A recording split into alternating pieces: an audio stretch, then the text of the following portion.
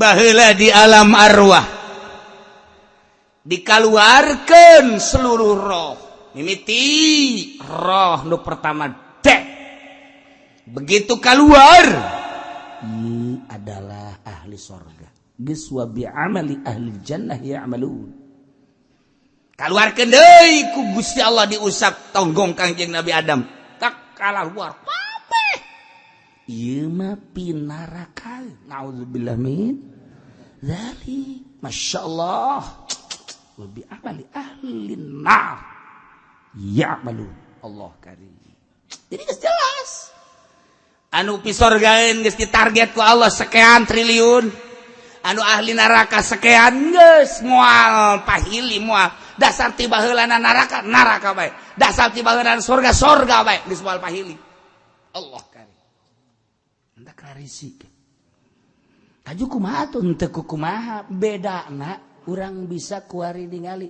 lamun salila hirup danyana goreng we komo eta mah geus kafir mah geus jelas kafir sagala munafik musyrik geus jelas teriak iman ieu nu iman ge teh salat embung teh puasa embung teh zakat embung teh haji embung iman mah iman ge neraka kene ngan aya pupurieun aya ieu deres tapi lamun nu bagus pisorgaeun asli mah diajak maksiat embung panakol tongtorong geus diceklan we ku nya oh geus naon tongtorong aing mah ieu sagadeng deui 10 menit deui 10 menit boy hebat jasa hebat pisorgaeun berarti tongtorong beres tongtorong balik Pareng dibayar tambahnya nama asal waktu nabeh dibayar salat mah henteu betul beres teu beres tambah urang Cikupat teu beres eta mah deres tongtorong azan aya nu azan kitu aja azan sarua Allahu akbar Allahu akbar Allahu akbar Allahu akbar beres datang ka geus la ilaha illallah Allahumma rabb hadina wa nyana dula balik eta muadzin tolol nya muadzin jadi berarti kan eta mah ngaranna kos kitu mah lamun di terminal mah naon Bandung ayo Bandung pinuh hatinya mah teu milu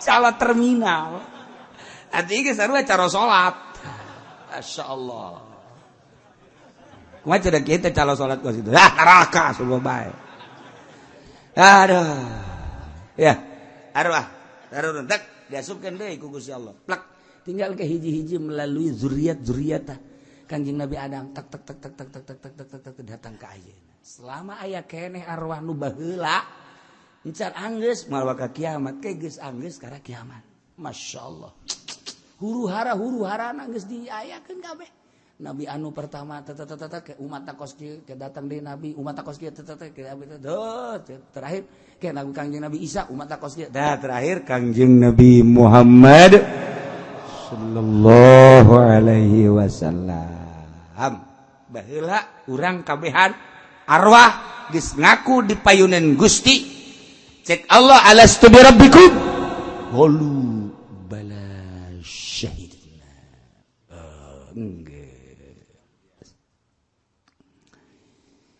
nu mantak Gusti Allah teh nyaksikeun heula kala katauhidan supaya engke nyana di akhirat teh ulah ngarasula hiji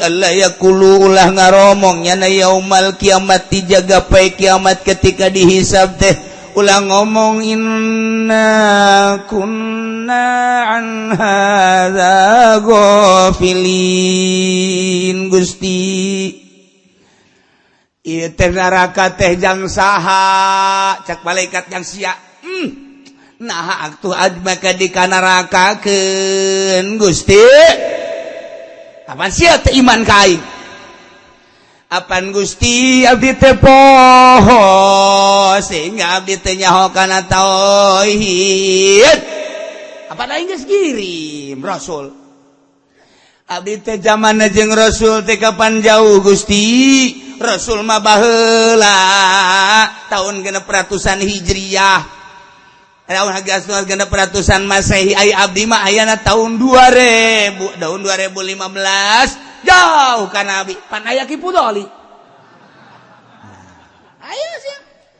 ayo sia kadenge ku sia Ki Pudoli jauh pan aya di TV kecepot ayo sia mana cepot dah ayo tuh datang ke cepot sia dakwah lain wallahu alam.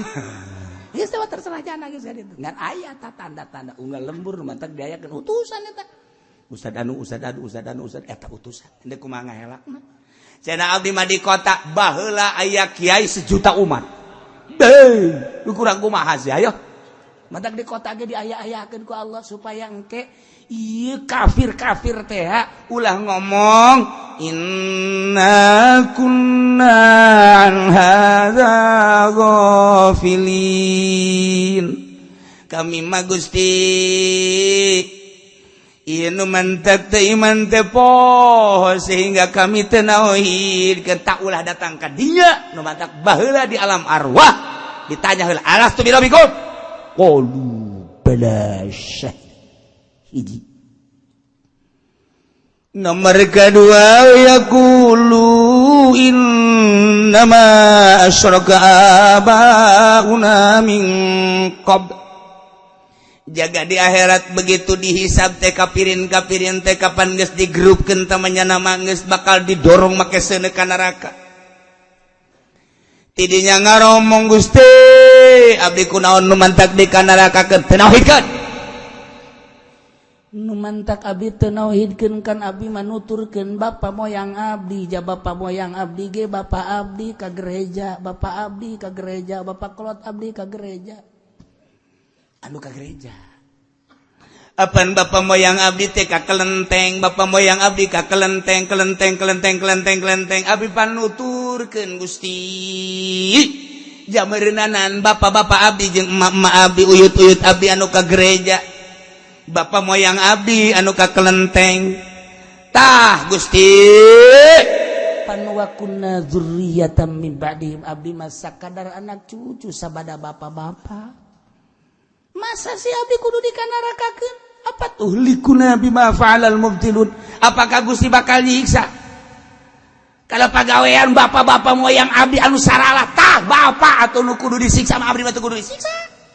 ja abdi mah dutukeun bapa ku embung-embungna ka neraka ka bapa ge nyana ngeuseuh-ngeuseuhkeun teu kumaha coba masyaallah kan ya Allah ya Rabb teu kumaha coba kudu bae abdi disiksa Gusti dibeulem ka neraka pan abdi masa kadar nuturkeun bapa nuturkeun emak beda bapa abdi ka Katolik abdi ka gereja bapa abdi teh Kristen abdi ka gereja bapa abdi teh Protestan abdi ka gereja atuh udah disiksa bapak abdi bae abdi mah ulah disiksa Gusti masa atuh abdi teh naon supaya ulah ngomong kos gitu jaga di akhirat ku Gusti Allah dikaluarkeun heula eta arwah tak ditanya alastu birabbikum pan geus kajawab qalu bala syahid anta rabbuna syahidna ayo sia nuturkeun bapa moyang sia sehingga sia embung dikanarakakeun cuci tangan sia embung nuturkeun bapa moyang sia ngeuseukeun bapa moyang sia dek yeun hujah seperti gitu tidak bisa pan Gusti kunaon pan sia geus maca syahadat baheula di alam arwah ku aing waktu ditanya pan sia geus ngaku qul syahid bala syahid sia geus ngaku Gusti abdi teh pan pohoan eta mah jadi alam arwah abdi mah pan kuari di alam dunia geuningan pan pohoan pan aya nanya aing pan abdi mah jauh ka nabi wa tadzkiru bihi ala lisani sahibil mu'jizah qaimun maqama dzikrihi fin nufus ngelingan kana katauhidan melalui lisan Kangjeng Nabi terakhir Nabi Kangjeng Nabi Muhammad dilanjutkan ku para wali-wali Allah dilanjutkan ku para solihin dilanjutkan ku para ulama sangkilang kuari ulama jarore ge ngomong nama Allah bae sanajan nyana di Golkar tetep Allah Sanajan nyana PDA Allah baik. Sanajan nyana di organisasi ilu teu bararuh tetep bae Allah kadenge Gusia. Di koran aya nu nyaritakeun tentang agama Islam, di majalah aya tentang agama Islam, aya Rasul nyaritakeun tentang Allah teh pangeran anu asya khaliqus samawati wal ard, di televisi ambalaya. Adapun nyana bener jeung teu bener nama cak Allah ke tama ku aing diseuseheula di neraka. Tapi sia kan ngadenge. Ngadenge henteu sia kiai anu zaman sia. Muhun. Ngadenge nyana sok ceramah. Sok. Di mana? Muludan. Di mana muludana? Deket material abdi. Sia ngadengekeun. Ngadengekeun mah ngadengekeun. Tah pada teh sia kadenge. Jadi sia iman. Henteu. Malaikat, saren. Mana kiai anu sok nyaritakeun muludan da? Iya curug. Saya nyaritakeun Gusti Allah. Nyaritakeun Nabi Muhammad, benar. Saya nyaritakeun akhlak Kangjeng Nabi Muhammad, benar. Saya nurutan Kangjeng Nabi henteu. Henteu. Malaikat. Coba banyoan di neraka jahanam, banyoan.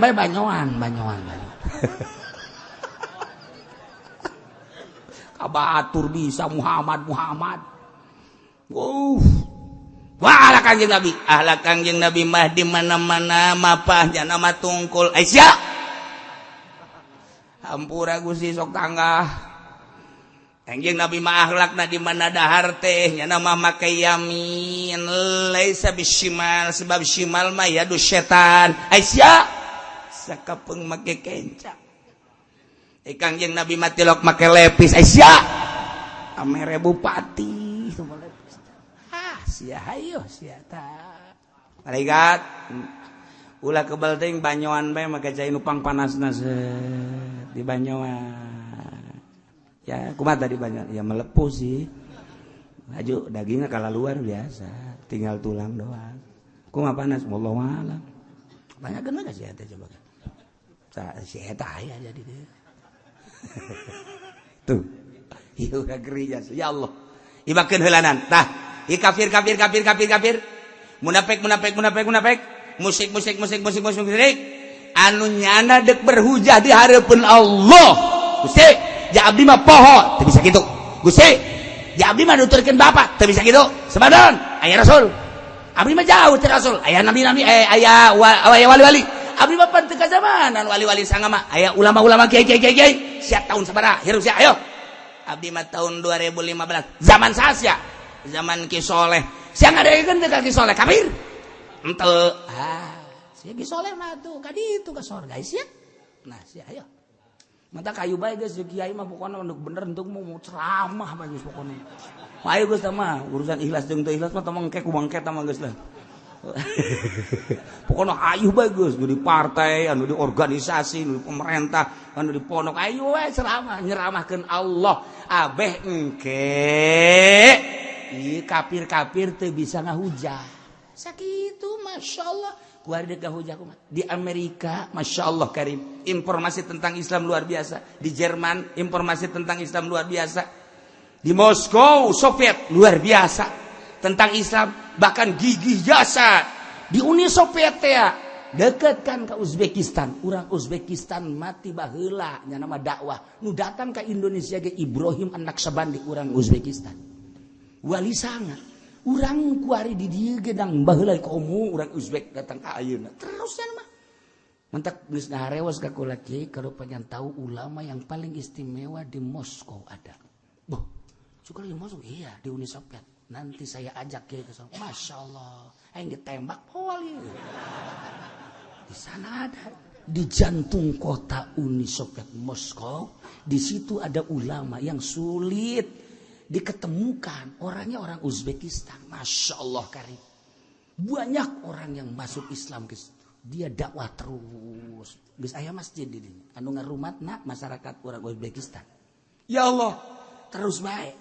Anu terus dakwah di Amerika, mayoritas urangna urang Uzbekistan. Nu dakwah Suriah, Uzbekistan. di Amerika, terus di Belanda.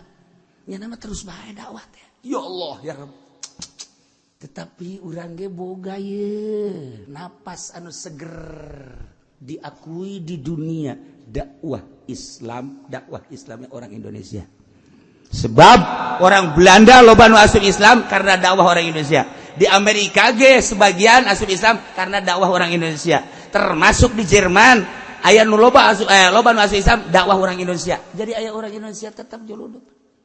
Tetap urang mana cenah teh kiai KTP na teh nyawa KTP na nu di Amerika urang Sulawesi. Anu di Jerman urang Jawa Timur. Jawa Timur. Anu di Belanda urang Jakarta. Ila lagah dia, Masya Allah. Anu di Amerika tak urang Sulawesi pohara jasa dikagumi, tambah dikagumi.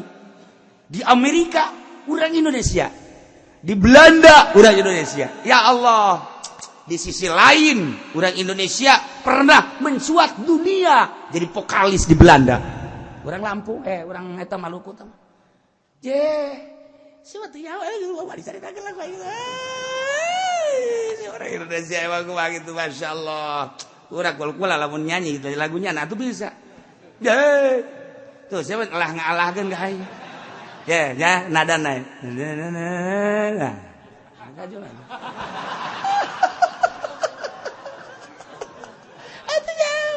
Geus nyanyi mah ulama ke bahasa Indonesia maning Inggris.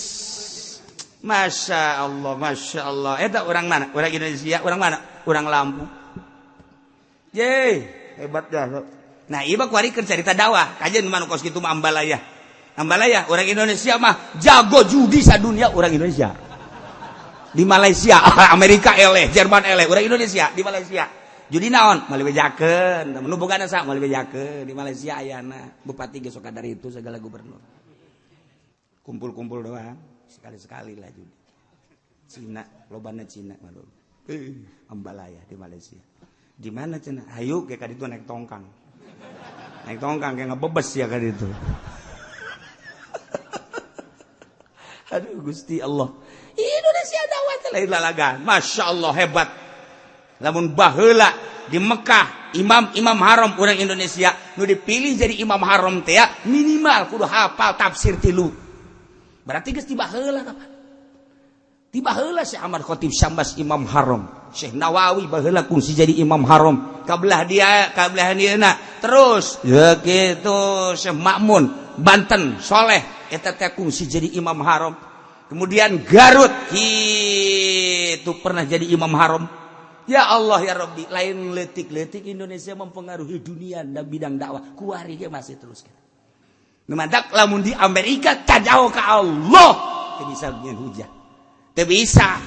Di Jerman kuari tajauh bawa pangeran Allah, disiksa bae tetep jana deuk berdalih kubage moal bisa.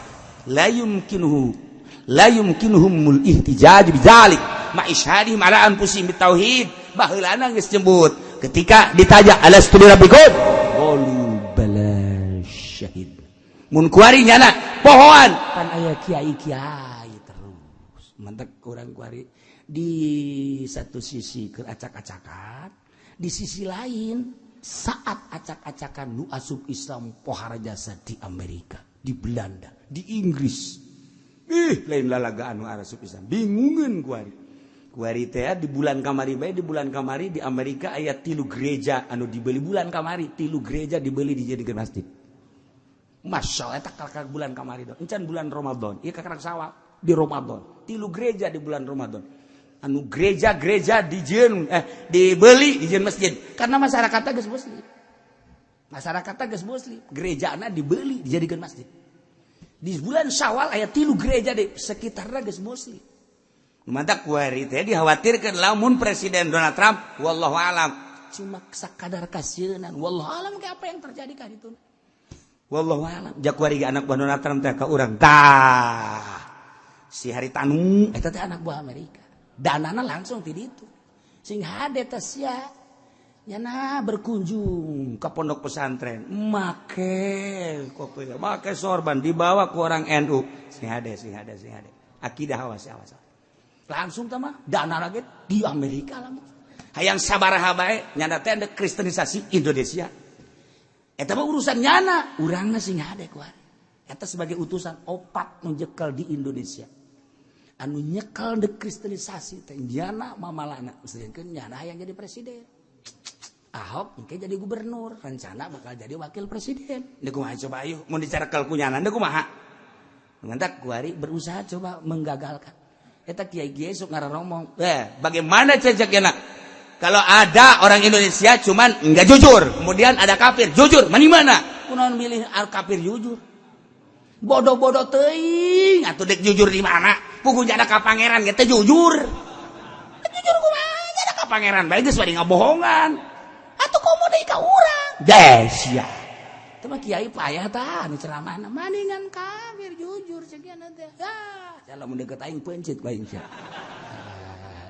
naon nu dipencit embe kudu gitu geus mantak kudu hiji-hiji maning kafir maning muslim kitu milihna ulah dihijikeun eta dua kata lamun ceuk ahli bahasa mah maning kafir jujur atau maning mukmin teh jujur eta ulah dihiji-hijikeun hiji-hiji maning mukmin maning kafir hiji heula ka mukmin kafir atau mukmin kakarak didinya lamun geus mukmin nah maning nu adil maning nu henteu karak kos kitu ulah dihijikeun maning kafir jujur atau maning ya dua kata salah sia salah hiji-hiji kafir mukmin kitu heula mantak geus oyag-oyag Jakarta ulah kada jadi bahaya kamari ge kipu dulu bahaya pas dibere duit bahaya dak saya ada dak bahaya tah barang dibere deui lah sabado sararia sabado sararia nagara ieu dak lah horengnya na mah geus bem ted ya ada hari tanu ya gula mangan sakadar ngasing hade bae ai urusan milih mah sabodo ngan sing hade teh akidah sih ada nyana orang kafir masa sih urang milu ka orang kafir aju boga nyana naon gara-gara partai Pirindo teh naon ngaranna naon tuh siapa nyaho asup meureun aing ge dibelok-belokkeun abes sia kos kitu tah maksudna kiai ada asup kadinya aya tuh dikeresek dikeronjo kiai geus asup ka naudzubillah min dzalik wa min dzalik emang cenah pan kiai nyawa kula kan sok ngobrol jeung inohong partai tek sabaraha partai Perino ke mana nu geus kunjungan ke mana di Banten pesantren anu anu geus jadi PAC saha dikeresek aya kawan masyaallah kok kiai bisa gitu sih kadahanan tasawuf mah anti ngadahar duit pamarentah atuh lagu laki lekos gitu eta kan dolun mudilun karana ya Allah si hade ye si hade nya anak urang pemajikan si hade mun si eta ulah si hade ayo bapak mulai pikiran eta si bapak da kos gitu bloon bapak mulai pikiran pan usaha jang saria ulah asal duit bayar sekedar hati-hati jaga iman urang ulah datang ka engke dihijikeun di akhirat lantaran urang milih eta siga hade jaga akidah jaga lingkungan jaga negara hubul watan minal iman Kangjeng Nabi kapan diusir ke Madinah? Begitu diusir ke Madinah, kemudian ke Mekah deui. Ceri Kangjeng Nabi. Kunaon cek sahabat ceri? Laula ukhrajtu, lamun kuling teu diusir, lama kharajtu. Berarti naon? Di jero hateuna cinta tanah air. Begitu Kangjeng Nabi ninggali Mekah, sok nanyakeun ka Kangjeng Nabi teh. Kumaha Mekah? Lamun aya tamu ti Mekah ka Madinah, kumaha Mekah? Kumaha daerah anu? Eta naon nu mantak ditanyakeun kumaha lembah anu? Kumaha bapak anu? Kangjeng Nabi selalu nanyakeun. Mun aya tamu ti Mekah teh ditanyakeun kumaha Mekah? Keuf Mekah? Cek Kangjeng Nabi. Ditanyakeun deui, kumaha wadi anu? Ditanyakeun kumaha kampung anu? Ditanyakeun kumaha bapak anu? Nah, ditanya sahabat tanya Kangjeng kok bake nanyakeun Mekah kuna laula ukhrajtu lama kharajtu lamun kuring henteu diusir moal keluar teh Mekah.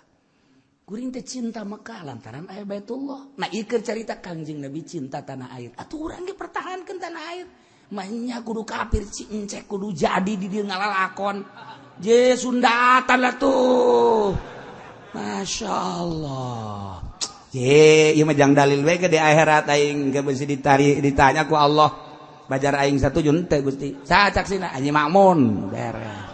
Eueuh ngabesan. Teu bisa para saksi Haji Pendi mah nya mah. Ngabesan ka di ditu nganten teu deui. Henteu ke emang nya sinis bae ka aing.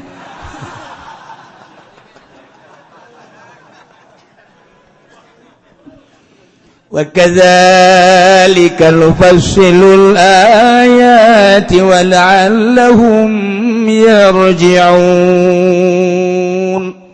Wa kadzalika sakumaha Gusti Allah ngajelaskeun merinci sakumaha tadi nufassilul ayati.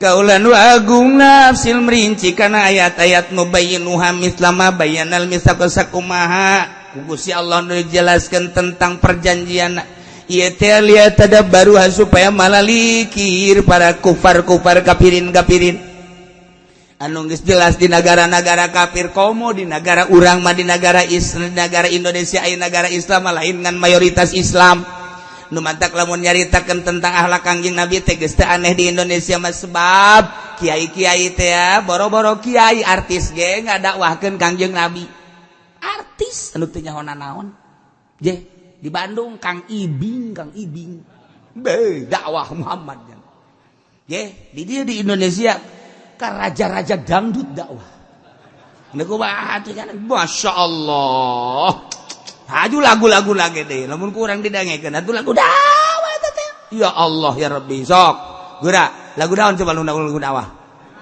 tuh sia mah ditanya kos kitu ngarti ayat henteu Masya Allah dasar ngahiji beureuh jeung si eta.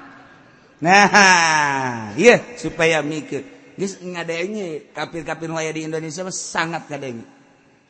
Lamun kamari ieu di Jakarta hampir huru-hara nu kukula dicaritakeun 2 tahun ka tukang bahwa aya suara azan kemudian orang Amerika di dinya teh kitu memohon supaya jangan kedengaran pan malah digedekeun di Jakarta. Kamari terjadi kapan? Gara-gara suara azan. Bisa ditahan di orang terus azan terus bedaikeun make sapeker habak jauh urang jeung ulah nu ngeunaheun sorana abeh nyana sebeleun urang ge sebel tuh aya nu ngeunaheun urang ge sok ieu we gade ngeunaheun apa tuh budak azan hebat amat ulah nu ngeunaheun nu bok-brok bae meneng urang ge sebel ngadengeun asal ngeunaheun cicingna teh budak aduh tapi deres jadi pan puyeng kabehan adzan mah kos gitu ieu adzan mah jelema adzan 11:30 ribut kabeh hoi datang ke demo can waktu berarti perhatianna gede kan ketika adzan jam 12:10 cara ricing bae nu demo nu datang eueuh mentak dianjurkeun jam 11:30 adzan kabeh geus maksudna naon keun ada remo kadinya kabeh salah waktu demo. Datang adanya. Ji, hebat oge cek urang teh. Di Indonesia masalah waktu bae ge demo. Salat mah henteu.